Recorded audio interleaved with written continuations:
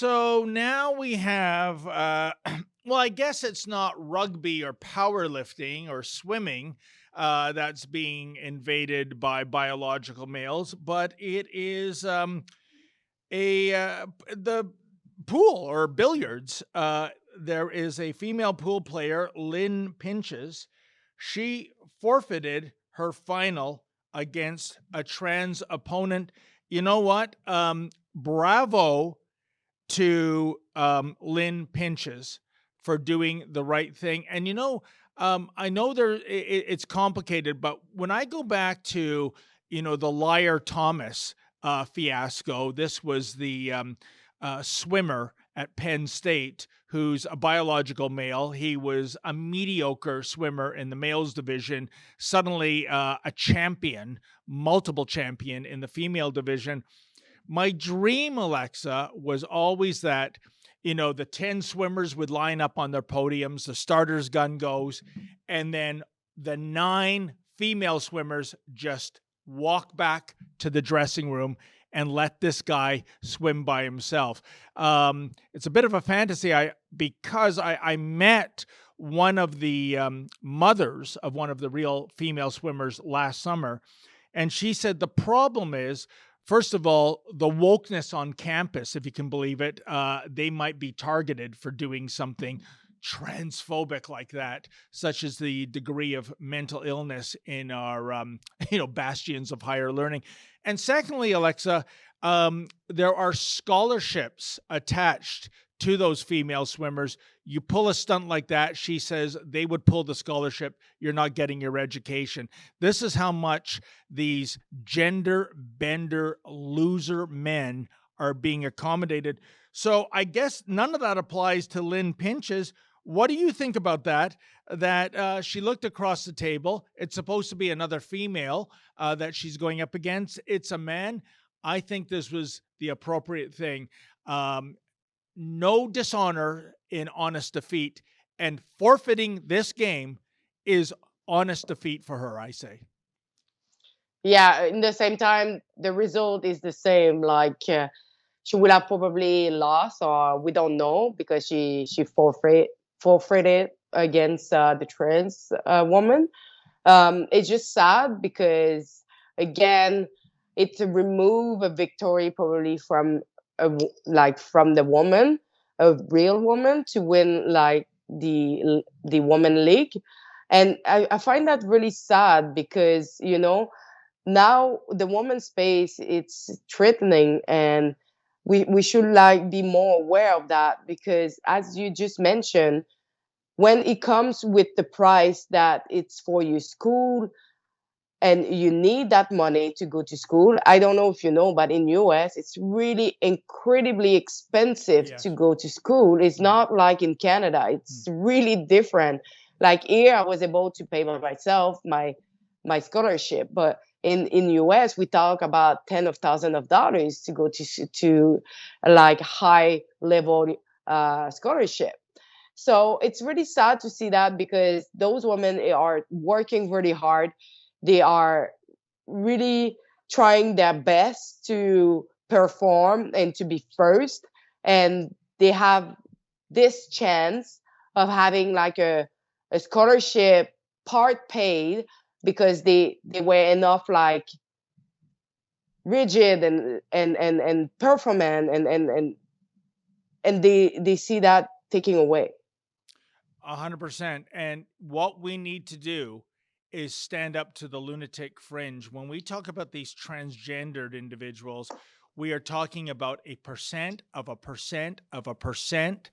And the way these men, these so-called trans women, are invading female spaces. Well, I mean, last month, Alexa, when Efren and I went out to the Pan Am Center in Markham, just north of Toronto, and we had a 50-year-old man uh, swimming against 13 and 14-year-old girls. So the idea of transgenderism, i.e., being the opposite gender or sex, that's passe. Now, if you're 50, a half century old, you can identify as a 13-year-old. Look at that age and compare that to all the other swimmers there. That's the person, Nicholas J. Cepeda, aka Melody Weishart.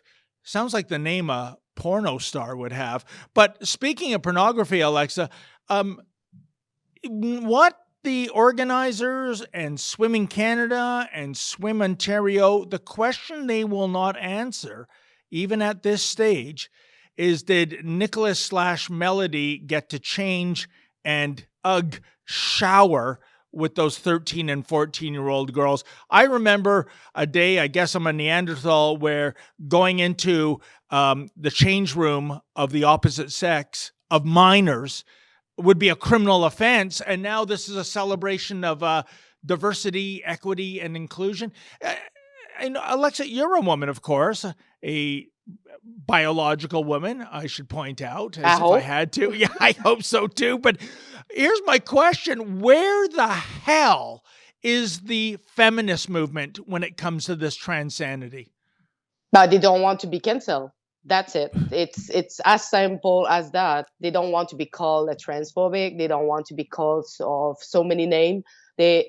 Most of the people cancel themselves because they know that where they work or their, I don't know, like their families or just the people who surround them will look at them and they will cancel them. And so it's probably why most of the people shut them out and just don't say anything because they know of the consequences. And it's really unfortunate because that man or woman, no, you had it right the first time. I just don't care. Like, if you want to dress, like, if you want to be a woman and you want to be a transgender, I have no problem with that. You do whatever you want with your life. But when it comes to swim with like teenager, and we talk about younger than teenager at that point, only teenager and only like, I don't like, if it was other people at the age that he have, like 50 or 45, I will maybe understand more, but this is cringe. I'm sorry. This is weird. Yeah, I'm with you 100%, and I agree with you. See, I think when it comes to the feminist movement calling out this misogyny, and that's what this is. This is a hatred of women. When you allow males into female sports, female prisons, female shelters, that's not diversity, equity, and inclusion. That is endorsing a hatred of biological females. And it's one of two things. As you said, it is they're afraid of getting doxxed and cancel culture turning upon them. So it's too much of a third rail issue to touch. Or, and this is more distressing, modern day feminists are so woke. And we saw this with Ash Davis, the male rugby player competing with the females. When we came on the field, they were hysterical in defending his right to brutalize biological females. Anyways, they are so woke. They actually believe this garbage, that a trans woman is a real woman, when indeed he is not. Hey, I got to tell you, I'm going on a cruise with a whole bunch of rebels. We're sailing out of Fort Lauderdale on March 23rd, 2024. That's not so far away, less than 6 months away. A gorgeous trip around the Caribbean. Holland America Line, boy, is that luxurious. And we're going to bring some of our favorite rebel talent. Sheila Gunn Reid, David Menzies, and can you believe it? We're actually bringing Tamara Leach with us, and you are invited. That's rebelnewscruise.com.